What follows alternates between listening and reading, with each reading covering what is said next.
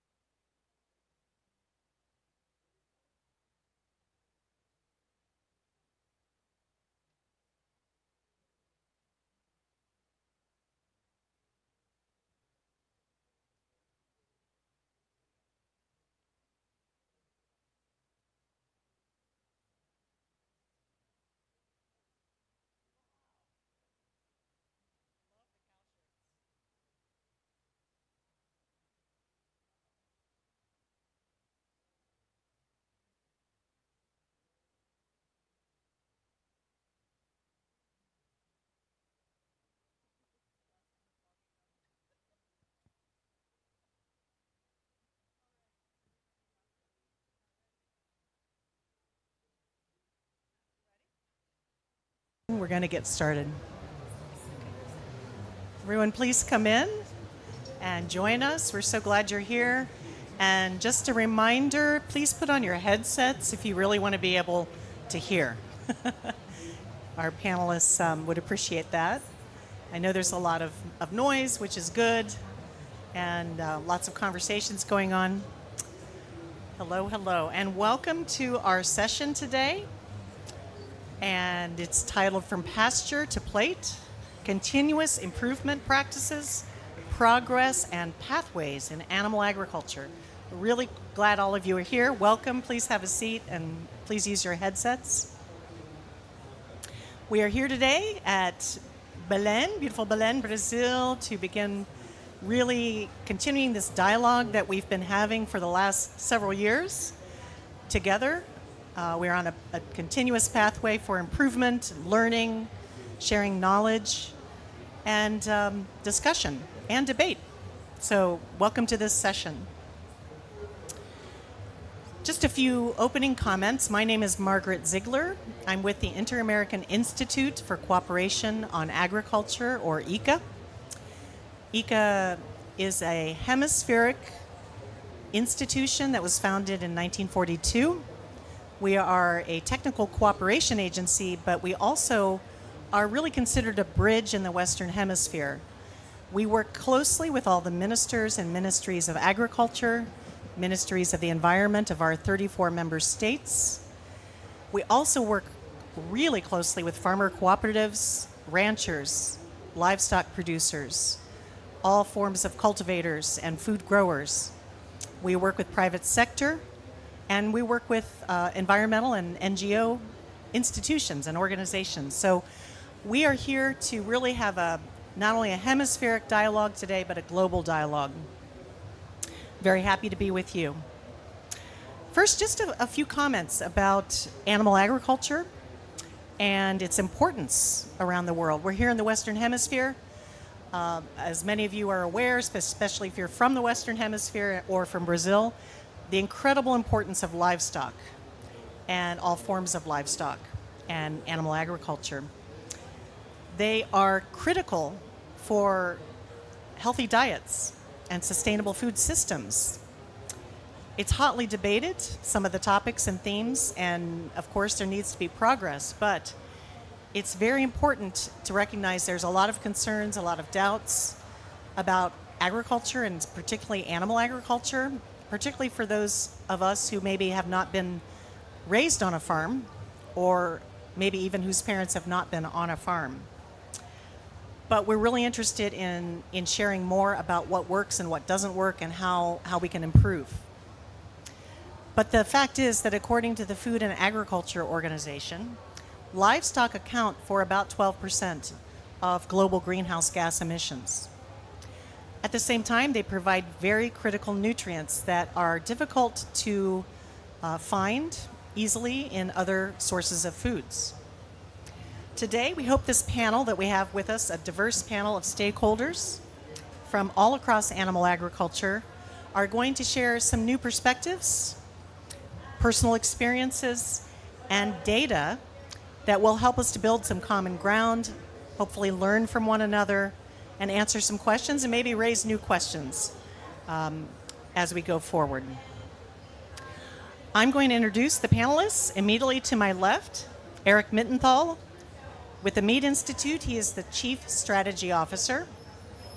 And it's a delight to see you again and work with you, Eric.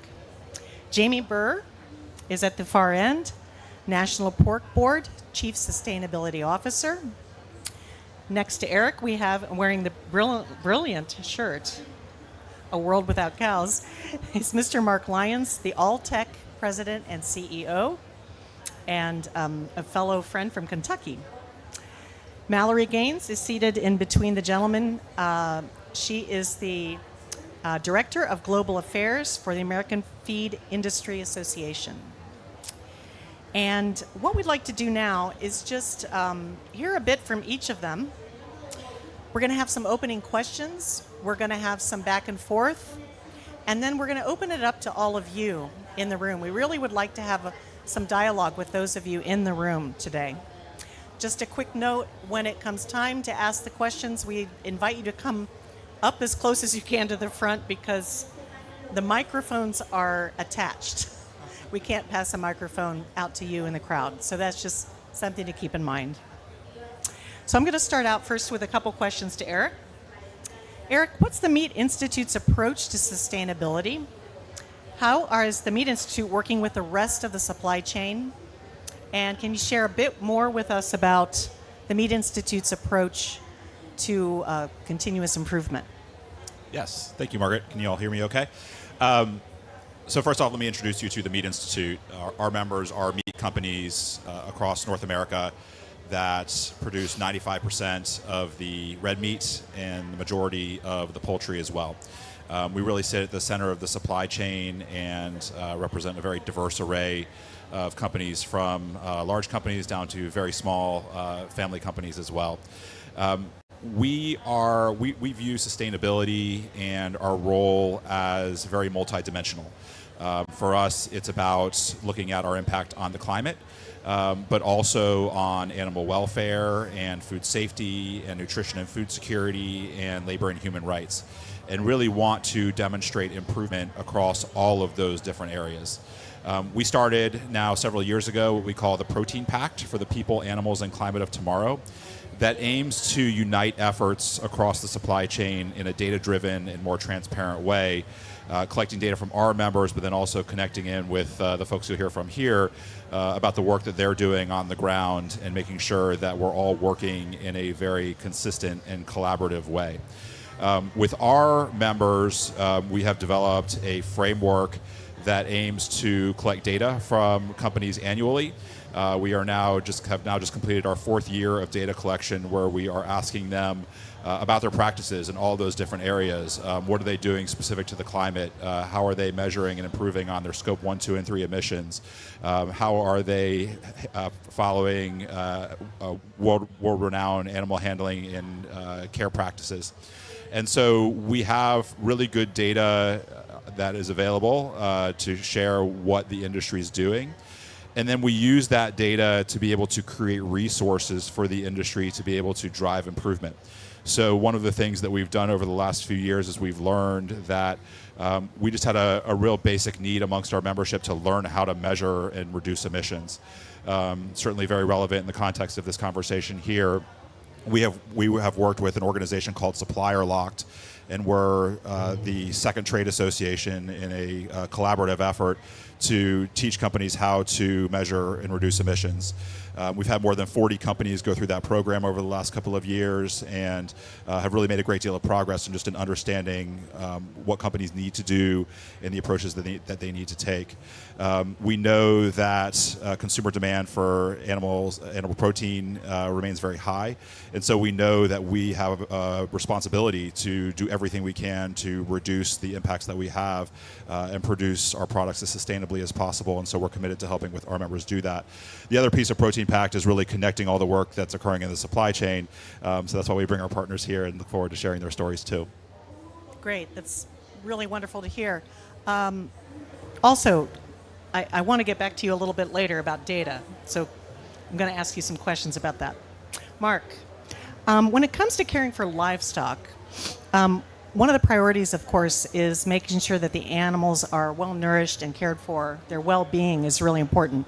Alltech is at the forefront of that, and you have a documentary film, A World Without Cows. I've seen a bit of it. I've seen the preview. How do you approach at Alltech the production of food and kind of producing the food we need while feeding the world? What's your vision? What are you hoping to tell in this story about cows? So I think for us, it really comes back to starting with the fundamentals. I think within those of us who are involved in agriculture, we see a lot of positive stories. We see a lot of elements that actually are things that I think people take pride in. From an agricultural perspective, people are working all the hours of the day and producing food and feeling like they're doing something good. What we see in the mainstream media isn't that. And we see a divide. We certainly know that within agriculture there are challenges, just like every industry. And if we think of the complexity in general, we're at a major climate conference, the biggest climate conference. The solutions that it will take to overcome the climate challenge we have are very, very significant. And it's not going to take just one thing. And so what we wanted to do, and why would you go and do a documentary when you're an animal health and plant health company? It was mainly our feeling that this story isn't out there. The conversation isn't taking place. I don't think one documentary is going to do that. I think it'd be great to have more and to have many voices within that. But one of the pieces that Alltech has, we're a family business. My parents are originally from Ireland. Irish people like to talk a lot.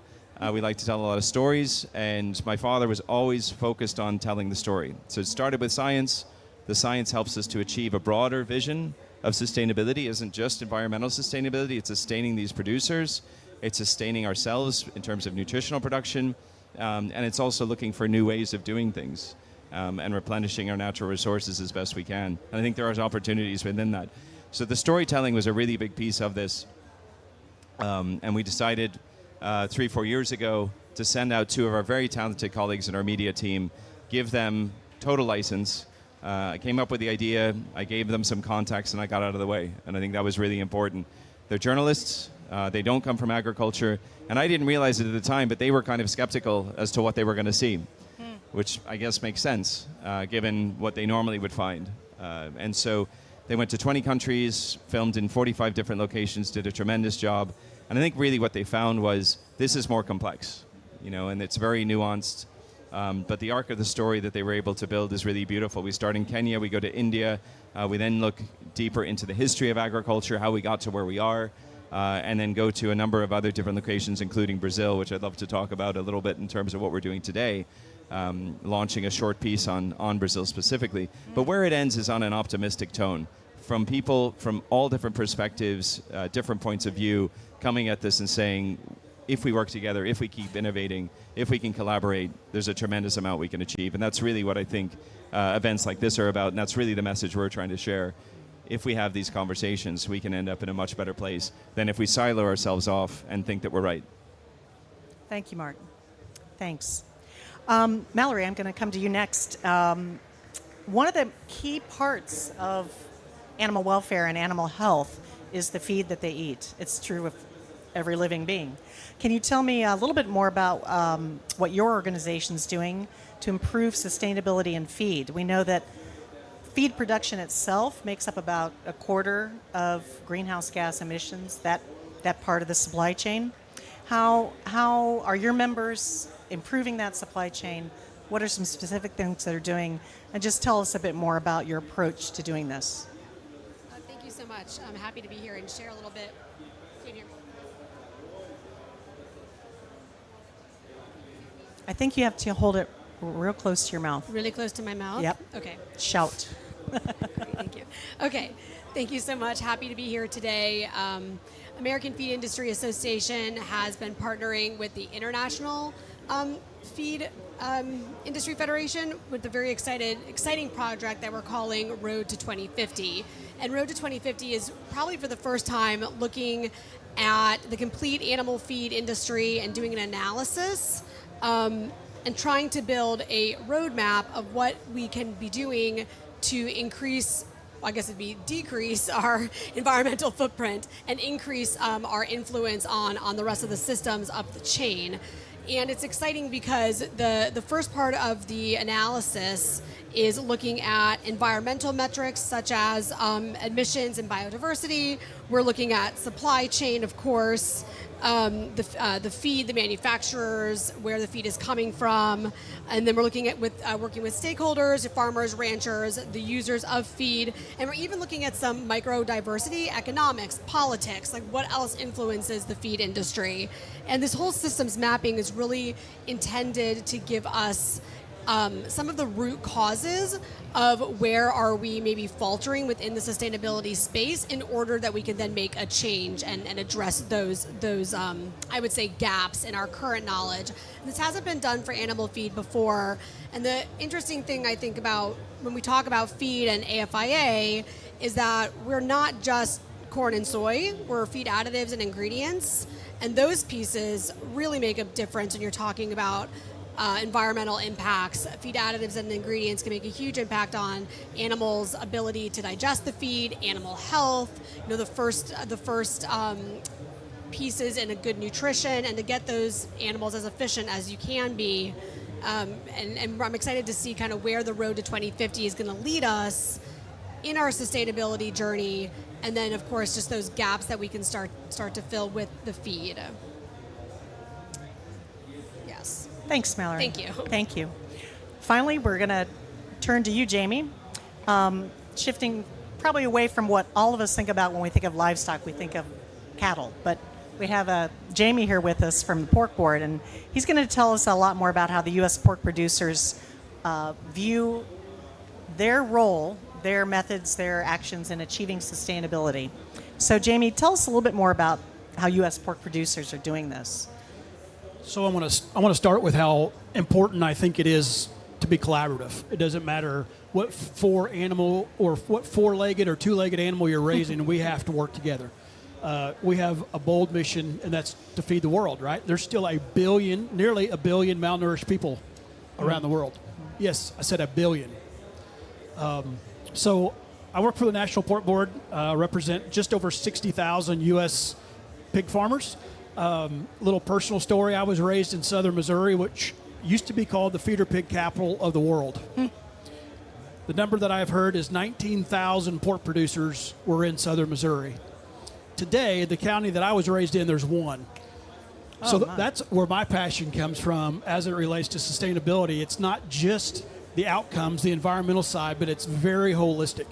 So the pork board looks at it from the standpoint of what we call we care, surrounded around 6 we care ethical principles: environment, food safety, animal welfare, public safety, communities, and I forgot one.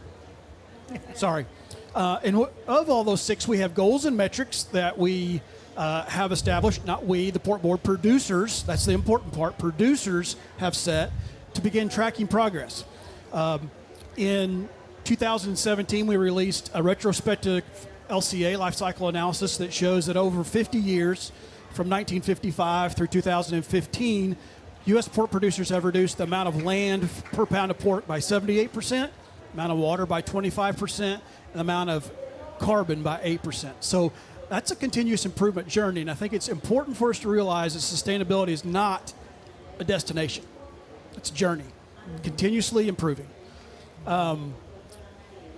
So one of the things that we're doing right now, and I like to use a formula, and the formula is principles times practices times proof equals trust. Principles are the we care ethical principles that I just talked about. The practices are those goals and metrics associated with each one of those 6 we care ethical principles. The proof side is on-farm data collection, where we're collecting the information on goals and metrics.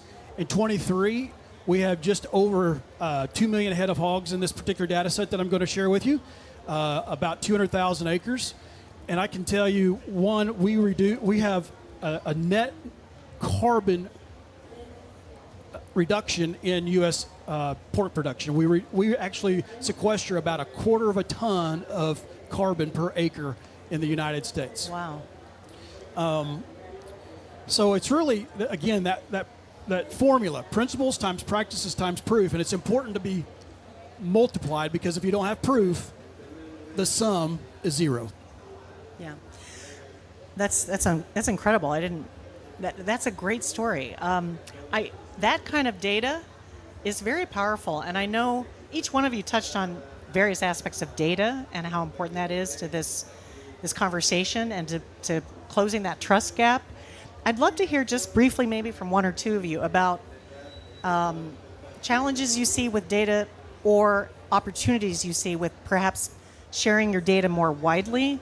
Are there ways to get your data maybe at a certain point into wider audiences, to kind of reduce that trust gap? What are you doing to share data? Of course, it has to be protected for farmers' sake, but there's ways to actually, I think, share data more openly with people who really want to know. They don't want to hear a slogan. They want to see, how is this really working? So I don't know if one or two of you would like to just touch on that data issue. I can start on that. First off, I think starting with the challenge of data. Data does not just appear. It's not something that comes out of thin air that magically happens. It requires work. And I think the hardest piece is having companies and producers being able to put in some of that work to be able to collect the level of data that is often requested and required in some cases. One of the things that we are actively working to solve for is both duplication, where companies are being asked for similar data but not the same across a lot of different customers and interested groups. And so how can we provide more consistent set of data that everybody gets value from, that reduces some of the reporting burden out there? So we are actually in the process right now of simplifying data collection and making our data more shareable to different audiences so that there's not that duplication of data.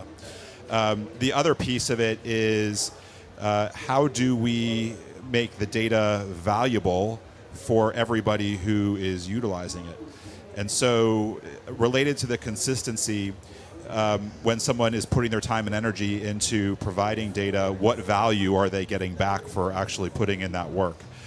For our members, the value is making sure that their customers in retail and restaurants are getting what they need, as well as being able to share more publicly as well. For others, and we'll let them talk about some of the value from the producer perspective. There's different value, but the opportunity and what we've been able to do so far is have an annual report that is able to share aggregates of what we see in the industry and how we're making progress over time. So we have now 4 reports that are publicly available, and anybody who's interested can go to theproteinpack.org and see what we've been able to collect from our members and how we're making progress, and then also the tools that we're implementing to advance that progress. We are now also trying to simplify that as well. And so a lot of work has gone into the data. It's really about how do we make the data as valuable as possible and make it accessible so that people can utilize it in effective ways. Yeah, maybe just to build on that a little bit, I think data is becoming more and more critical. Alltech has acquired, I think, 3 data companies in the last 7-8 years. But we also still need to partner with outside groups. And I think that gets back to the credibility side. It used to be that I think a good slogan, a good message, some good advertising could win over consumers, and that's not the case today. But I would also say that's not the case internally. We started to benchmark some of our own standards. Tara runs our ESG. And once we started to do that, it really helps you to buy into what gets measured gets done. We were putting in place projects that really have driven not only our environmental requirements, but also even brought savings to the bottom line. And we try and reinvest those savings into more projects. And so I think that's an important thing where we can then stand in front of our own stakeholders, our own colleagues, and show the data, and then also stand next to our customers and be able to say we're on this journey as well. It's something that we're all working towards. We know there's going to be changes along the way. There's going to be different ebbs and flows politically. But I think the important thing is just to see this is the long-term trend and continue to double down on that. And then when it comes to our customers, really the big thing, we're going to have the film a little bit later at 6 o'clock. We've got it tomorrow as well, a matinee tomorrow and the next day. And then we've got next week, Monday, Tuesday, Wednesday, again in the evenings. So we've got 6 different showings of World Without Cows. But what really excites me is the release today that we have a 20-minute clip, a 20-minute story just about Brazil and the importance of pasture-based systems. And the pasture-based story, while it starts with the discussion of the Amazon, the challenge around not only the reality but also the perception, we go quickly into the livelihoods that are involved, how many of these individuals can be protectors. I think one data point, which might be interesting for people who don't know Brazil, is how much of land has to be protected in this country if you buy land, if you own land. It's as low as 10%, it's as much as 90% of your acreage has to be protected and left wild. And those are laws that have been in place for Brazil for 30, 40 years. Why I think that's important is the story really the arc of the story ends up with degraded soils. Mm-hmm. And I think this is really the big element. How do we protect the microbiome of our soils? How do we regenerate those soils? We really don't have a non-degraded soil system anywhere in the world. And so these are things that I think are challenges for all of us. And the data side of things is where all the facts are. You were sharing, some of the data on the soil side of things. If we can have that carbon data over years, which is that's the commitment it takes, we can really show that we have places where we are producing food that is actually capturing more carbon than the animals are emitting. So in our perspective, linking our crop science team, our soil scientists, our animal scientists, we are realizing we're feeding the animal to feed the soil. And that's ultimately going to be the driver, I think, one of the major drivers of our sector going forward. But it's going to take data, it's going to be third-party data that is able to be believed, verified, and I think that's really the driver, one of the big challenges that we're on. But ultimately, again, it's something we're going to have collaboration with others to achieve. I'm going to come back to you in a minute, Mark, on the film, but I wanted to see, do you have any wrap-up points on data, what you're doing on data, how that helps close that trust gap? I think quickly, too, something that agriculture actually does pretty well is talk to each other and utilize the resources that we have.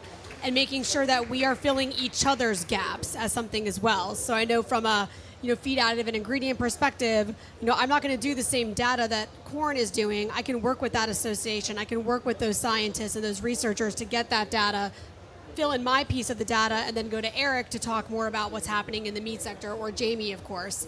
So I think that agriculture does a nice job of working together, and it does help to give a holistic approach that we then can share with the public, and we want to as well. We're not doing a lot of this collection of data just for ourselves.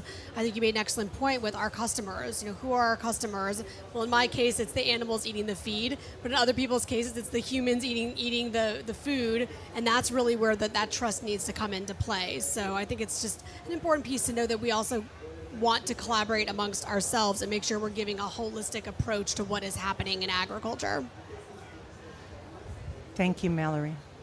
I'll just share one story. One of the things that we're doing as Port Board is our leaders have found the value in collecting data so much that they've committed dollars every year for a third party to sit down with the producer one-on-one to pull all that data together. And I'm not just talking about pig data. I'm talking about crop data as well. So we're using that third party, collecting that data, and that's another piece of trust there, right? Because third party verified, third party maintained, I can't even see the data. I can see it aggregated, but I can't see it. That's a selling point to producers from a trust perspective. Trust works both ways. It works both ways. So we're collecting that data, and in April of this year was the first time we actually released the progress that we've made on those goals and metrics, and you can see that report on our checkoff website. Great. Thank you so much. And that importance of having third-party participation is really key, I think. Mark, I'm coming back to you now. I would like to hear a little bit more preliminary thoughts on how's the film been received? What are people's reactions? Can you describe that a little bit more? Yeah, I mentioned earlier, why do a film? This really came to me out of something where it was really a process of frustration. For years, we as a company were encouraging our customers to communicate. We had a lot of, I think, initial phase of a lot of producers actually going on social media, trying to share what they were doing. And like a lot of things in social media, the response was mixed and I would say in general negative. And so having said that, this trust comment is interesting. We recently had an event in Kentucky, and this came up that, there's a trust gap, there's a trust issue with agriculture. We're actually one of the most trusted industries, particularly when we have producers at the forefront. When we have farmers at the forefront, people can connect with them, they understand the work they're doing, and there's that opportunity. And that's really where we saw the chance to try and tell our industry story in a different way. And so I saw another area of agriculture, we could say, that was involved in more alternative products, putting out stories that are really negative about a dairy cow, negative about a cow in general. And that's where the idea came from. And I said, why do you have to tell a negative story? Why can't you tell a better story, a more interesting story, one that people can learn from and be curious about? And I trusted our team. I gave them the idea, and as I mentioned, we have a really nice 4-minute piece online of them talking about their journey and how they started out with this, being a little bit more anxious about the process. And I think what we've really seen is, I thought this would be something that would be for consumers, for financial groups, and maybe that will be ultimately the biggest impact, but the fundamental largest impact we've had has been our industry. People watching this and saying, finally somebody is telling the story.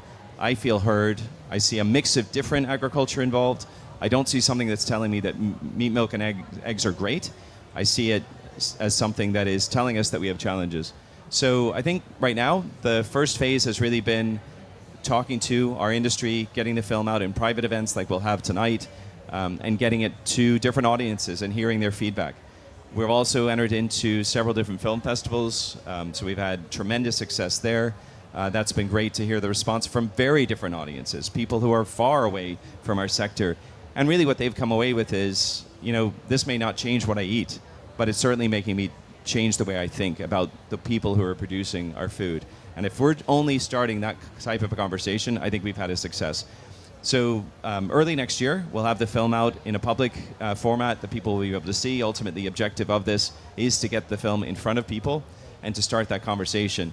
And also through this, Brazil is the first of a supplemental piece that we'll put together. We have another piece in Ireland coming out very soon, and that will help us to create really a tree of content where people can continue to come back to this. We're also looking for data and stories and research from other partners where we can put all of that. We want to be as transparent as possible and make sure if people have more questions and they want to see information, we have a repository for that, or we have a link to somebody else. So all the researchers, everybody we talk to, that's the idea, is that if people want to know more, they want to see the publications, they want to see even more data behind this, that is something that's easy for them to access. And ultimately, I think that's the right direction to go. We have a wonderful story to tell. There are challenges, and we have to work hard and collaborate to overcome them, but we shouldn't be shy about sharing the positive stories that we have. Thanks. Yeah. Jamie, I was intrigued. You said the process you've gone through has really helped farmers themselves get even more excited about sustainability, or just doing things that they want to do, but doing it better. Can you give us maybe a story or a little bit more example from the pork industry of how farmers have been improving? Do you see some trends that you could share with us? Yeah, I think the biggest data point is the retrospective analysis that I shared earlier with comparing 50 years of production and how we have improved, those environmental outcomes. One of the things that I have seen with the program that I was referring to is these producers use these as not only knowing what their outcomes are, but also comparing to their peers. Yeah. Mm-hmm. There's a little bit of competition there, Yeah. and it's friendly, right? But they also use that report that we provide. It's very simple, 2 pages, front and back.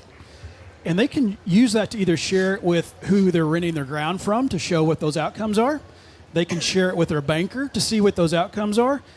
We've even had states share it with state regulatory officials to kind of have another data point, I'll just say that way, so that it's actually from data and not from a process model. That's fantastic when everybody's competing to be more sustainable. That's wonderful. Wonderful. So are there any technologies or tools that any one of you would like to talk about, maybe Eric or Mallory, that you think have, or even Jamie, any particular technology or tool that you have seen have really made a big difference in sustainability progression? On the farm, practice, tool? Yeah. I wasn't invited to answer, but I will. One of the things I'm pretty excited about was Alltech has been a business that's been focused on technology. It's in the name. It's always been about new innovations, but we really changed the way we thought a number of years ago and said, even if things were not invented in Alltech, we need to be open to them. And we actually acquired a technology that has, I would say, a minimal reduction of methane, but it's about a 12% reduction of methane. And we brought that into the fold in Alltech. And what's most intriguing about this is it benefits the farmer, it benefits the animal itself. So we're improving animal health, we're improving performance, and farmers are using the product for that. But we were able to use a third party. They verified the methane reduction involved, discounted it, and sold it within the food industry, which I think is really critical. We don't want to make savings in one location, maybe a forestry project or even an agricultural project, and sell them to an energy sector. I think that's really a pathway that can be challenging for us. And so in this case, U.S. dairy farmers are actually getting paid for using a technology that's benefiting them, but is reducing environmental impact as well. We have to create this alignment. If we're not actually putting, improving the sustainability credentials of our producers themselves, putting money in their pockets, we can't get this directional flow that we want to have. Perfect. And so I think it's something that I think is really, really important in terms of where we go next. In terms of overall technologies, and one of the great stories we have at the end of the documentary is really, I guess, a bit of a spoiler alert, but a producer that's genuinely using different types of technology, and we have this also with other cases as well, where again they're capturing more carbon than their animals are emitting. And I think that's something that this can happen, and I think it can really happen at scale, but it's going to take a different type of thinking. It takes more work, but it's candidly possible, and I think that's going to be a really exciting piece. Yeah, that circularity theme is really vital, that piece. Go ahead, Eric. Yeah, I can add a couple of points on technology. First off, when it comes to technologies for reducing impact, I think one of the things that we've been asked before is, what is the silver bullet? What's the single thing that we can utilize? And the answer is, it's everything. It's all of the above. We need all the tools in the toolkit to really be able to make a difference, ranging from genetics, vaccines, feed additives, practices on farm. I mean, it really is all of the above to be able to have an impact. And it depends on context, too. You can't necessarily use the same thing in different contexts. Contexts are specific. We have, in the pork sector, been looking at genetics and how can better genetics that we know reduce emissions from pigs be better captured in the supply chain. And so we've been working with partners to be able to capture that genetic story and be able to really have good data on how the genetics are reducing emissions. We feel like being able to learn that from pork, we can also be able to apply that to beef as well. And there's a great deal of work occurring in the beef sector around genetics too. And so having that process in place will make a big difference in terms of once that is more widely available for farmers and ranchers and the supply chain, that they can be able to apply the data collection piece of that as well. I'll also mention that our members do a great deal of work on water use and reducing the water use in our facilities. We know that several have implemented projects that are basically recycling water and not really drastically reducing the water use they're pulling from their municipal systems. And so there's a great deal of opportunity there.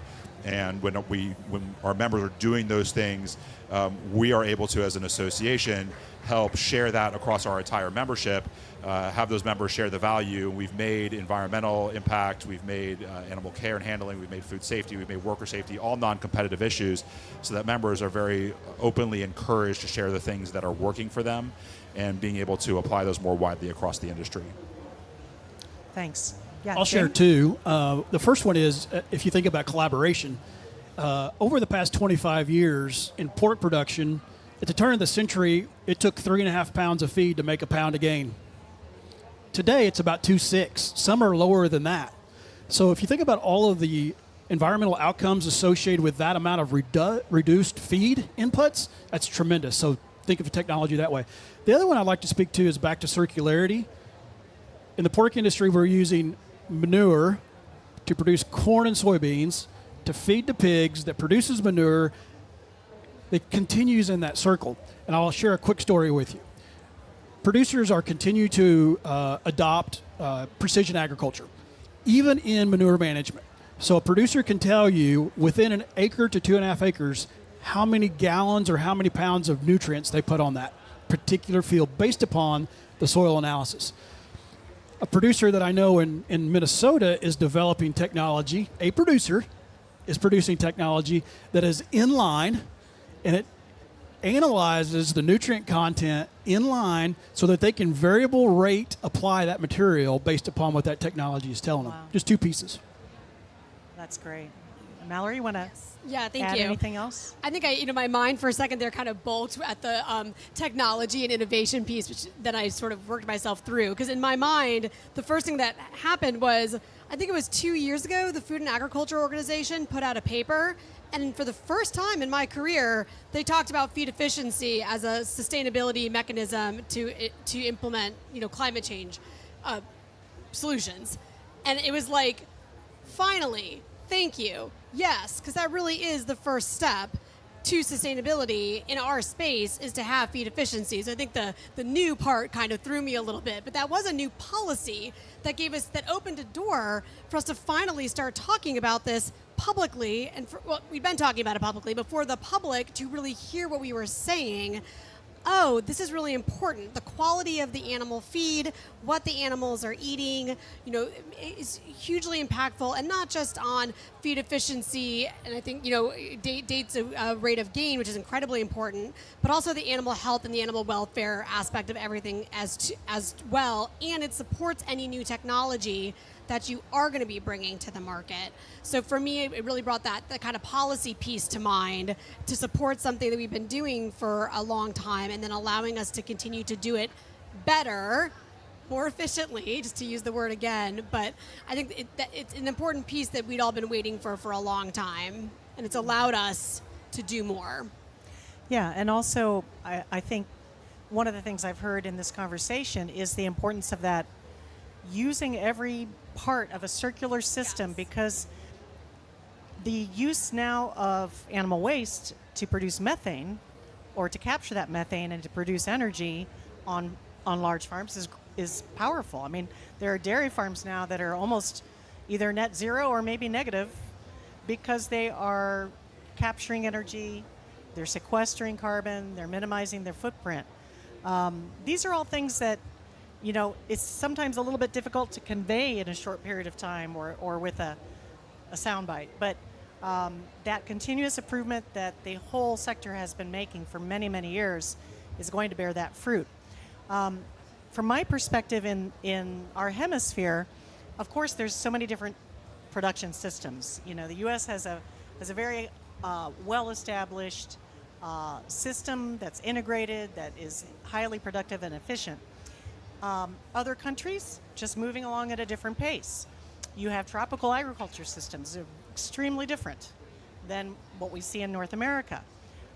What are some ways that you can tell this story, and not necessarily applying exactly what you did here, but in general, what are ways that other agroecological zones, other countries could learn from these experiences and maybe adapt them just a little bit for their systems and improve their systems? Just quick answers from each of you on that. I can give a quick answer quickly. Just last week, I was down in Peru working with U.S. Soybean Export Council and U.S. Genetics Council, meeting with Peruvian dairy producers to talk about a holistic approach to nutrition, meaning your corn and soy, your animal feed additives and ingredients, and your genetics. And that is really the trifecta for making animal improve. So we do very much want to share what we have in the United States, what we do well in the United States with other countries, and they came up with incredibly good questions. We're really engaged, and to your point with the different hemispheres, what I hadn't thought of is genetics for cattle at high altitudes and things of that nature. And now we can help work on that because we had that collaboration and that exchange. Interesting. Yeah. I could add in, this is my third week in Brazil, and all of it has been spent working with other associations and partners to discuss best practices and trends in the industry. First week with other meat associations around the world, really tying together the work that we're doing. Second week was with ICA and their leaders, and really getting a discussion across the Americas about ways that we can drive improvement, and certainly then COP this week. And so those are ongoing conversations that are really critically important, that we are talking about these challenges across with partners around the world, and making sure that everybody understands the different opportunities to make improvements that can be used in different contexts. Yeah, I would just say that one of the points in the U.S. is 86% of what goes into a dairy diet is byproduct. This is all stuff that if we fed it to landfill, if we had my PhD, microorganisms breaking it down, it would actually produce more greenhouse gases than it does within ruminant animals. So I think we forget how efficient that is, and that is a really powerful data point. You just think 86% would be materials that can't be used for anything else. You also think of the amount of land that we use in the pasture-based systems that can't be used for crop production. And so I think that those are pieces that way of defining sustainability, and what we have to do is be open to learn from each other. I think there's a tremendous amount we can learn from each country, and we know that in some places it's going to be biodiversity, in some places it's going to be having more local producers, smaller producers. That becomes a driver for the conversation. I think it's just making sure that within all of these conversations we allow the ability for the implementation of technology to be as easy as possible, because that's really what's driving everything. If it's the feed efficiency improvements that you guys are mentioning, if it's the health and wellness and even the nutritional content of food, technology has been the major driver. We've probably getting close to or have peaked in terms of overall feed production. If we can reduce that feed production, the amount of land we need, the water we need, the environmental impact, the greenhouse gas production, that declines significantly. And that's the driver, and that's the really exciting thing, I think, to be here. This country is going to probably double its food production and probably doesn't need more land if it uses technology appropriately, and that's pretty exciting. Needs productivity, yeah. Martha, I don't think there's any better way to learn from someone than to go put your boots on their ground or underneath their kitchen table. Don't get your information from Google if you want to learn about farming. go visit a farmer. For any questions from the audience, and I see one hand up. Is there a second? If you, one after another, these two young ladies, please come up. You have to come forward. Unfortunately, there's a lockdown on the. No, all the cords are just. Yeah. This is the. So if you can, Hi, this is. if you can identify, please. Can you identify Hi. yourself first? Yeah, my name is Lara Gilmore. I'm the Director of Policy and Sustainability at the Global Pulse Confederation. So that's chickpeas, peas, lentils, and beans. And a lot of our trade, so we're the trade association, a lot of our trade goes into peas, going into swine feed, particularly in China. It's a huge part of our market, and we also have the human consumption. So I guess one of the things we're looking at is how we can collaborate with livestock to kind of bring in a sustainable feed. You know, pulses are regenerative for the soil. They fix nitrogen. They're amazing. Carbon sink. Sorry, I'm not on a soapbox here. But I guess, you know, I know that feed rations are so tight, right? They're planned in advance. They're very, they have small margins. Is there space? Have you guys looked at anything? Is there space for a crop like us to maybe have more space within these rations and to try to kind of work together with you guys to kind of bring in a crop that can also be used for humans and for animals and is super regenerative? Thank you. That's a great question. Yeah, I Thank would say you. for sure. You know, one of the great things that we do have in the U.S. Is USDA-funded programs. And those programs can be used in other countries to collaborate on this exact type of thing. Like if you have a crop that maybe we don't particularly use in the U.S., but you're looking to increase that ration efficiency, working with an organization like mine would be perfect because we're not married to corn or soy. We're married to feed additives and ingredients. So what can we do to create that balanced diet using a different type of legume or a different type of feed or fodder is a great way. I do have to give USDA that little shout out because it's something that, you know, transparently it's for U.S. exports, and that's great, but all ships rise. So if you're increasing your nutritional value in whatever country, and your animals are getting more efficient, and you're able to feed your people, and then maybe you're able to export and grow your businesses. I mean, that's a wonderful story to tell, and one that we're very, very proud of. So there are programs out there to do that, and you know, I'd be happy to exchange information, and can put you in touch with the right people for that. Yeah. I would say when we look at our nutritional teams, they're formulated dairy nutritionists are probably some of the most innovative.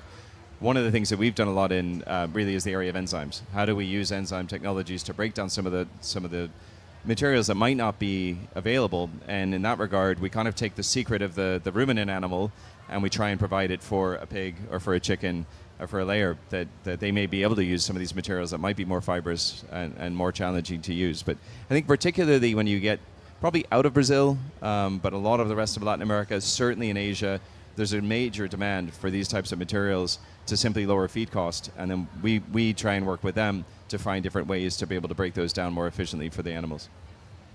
I'll add really quickly, sorry. It also is great for circularity, because if you already have something in where you are, we can incorporate that into the diet. You don't necessarily have to bring in something else. Yeah. I'll just add one other comment from a human consumption perspective. You know, we've talked quite a bit with some of the beans folks in the U.S., and you know, they tell us that you know, people consume more beans when they're also pairing it with meat. And so they really make a great pairing. I've had feijoada here in Brazil multiple times, and again, you know, the beans and meat pairing is really strong. So I think it turns an opportunity to work together and to advance the sectors together. You know, pairing meat and beans is a nutrition powerhouse that works very well. Thank you so much. I know there was another question. Okay, please identify yourself. Hello, my name is Nika. I work with youth in Canada on food and climate issues. Is that okay? All right. So thank you so much for this panel, first of all, and thank you for coming to the Action on Food Hub. I met a bunch of you back in Dubai, and it feels like we made a lot of progress in terms of having these open conversations going on. So there's a lot of investment in regenerative agriculture. I see How Good is like one of the sponsors, and that's what they focus on too. So do you guys see regenerative agriculture as an opportunity or a threat? Because on one hand, if animals are grazing on the grass and the pasture is incorporated with forests and incorporated with other crops, they're not consuming maybe like corn and soy. So yeah, I'm just curious on your thoughts on regenerative agriculture as an opportunity or threat. Thanks. I'll start. I'm a big proponent of regen ag. I think that anytime that we can implement additional conservation practices that help with soil carbon sequestration, reduce soil erosion, greater microbiome in the soil, Mark, the healthier that soil gets. I mean, the more carbon that we can put into it, it holds more water. So there's lots of things. So one of the things that we're doing at the Port Board in collaboration with USDA and Nestle is we have a grant to where we're encouraging producers through a payment program to adopt practices from the standpoint of whether it be cover crops or reduced tillage, different manure management technologies. So we're definitely supporting regenerative agriculture. Yeah, I would say it's an opportunity. And I think one of the challenges is how do we define regenerative? Because oftentimes it's defined very narrowly. And I was on a farm in Pennsylvania a couple months ago, former strip mine land that was totally barren and unsuited for regular agriculture. There were cows on that land, and that land has been completely regenerated where the grass is incredible, the biodiversity. You have birds and butterflies and roots that go super deep that would have never had the opportunity to do that before without the cows on the land. And I don't know if that land would technically be defined as regenerative, but it is the true definition of regenerative. I mean, it is land that was completely unusable that has been regenerated. And so I think we have to recognize that there are a variety of practices that can be regenerative. It can be applied in different contexts, and that, you know, doing so through the use of animals is very possible in many different contexts, and we should be able to recognize that. Great. And I would simply say the food deficiency we have today already in the world, you know, I don't think this is a question of it being a threat or an opportunity. I think it's a fundamental. I think it's absolutely happening. It's happening at pace. It's very exciting. I think we have to think about some ways to incorporate it, but it's going to be one of those things that helps us to bridge the gap of protein insecurity that already exists today. And I think it's also fascinating. You know, it's really exciting to see some of the science that's taking place around the soil. And I think it's going to flip the way that we think about agriculture really on its head. Thank you all so much. I want Mark to give us a reminder. Where is this screening tonight and where? So scan the QR code. That'll help you get there. But we're at a cinema just down the road. We're actually going to have, as I mentioned, 6 different viewings. But tonight's kind of the kickoff. We're going to be starting off with a little bit of a flip. We're going to actually start with a Brazilian story, so we make sure that everybody has seen that. Again, the shorter piece there. We're going to have an opportunity for engagement, Q&A, and good conversations around this. And we're showing essentially about a 60-minute version of the documentary, so a slightly shorter version than the 85 minutes that we have, just to make sure, with so much going on, people have an opportunity to see this. But we've also got a number of the participants, people involved in making the film, and so it's a great opportunity. Great. Thanks for the chance. Mark. Thank you. I want to just sum up a few things. The key role of data and that use of that, the ability to share that, to inform and reduce any trust gaps, telling the circularity story, telling animal well-being story, animal health and welfare. All of that comes together, and I think that we've heard some really great ideas for the future, and I hope all of you enjoyed this, and let's give our panelists a big round of applause.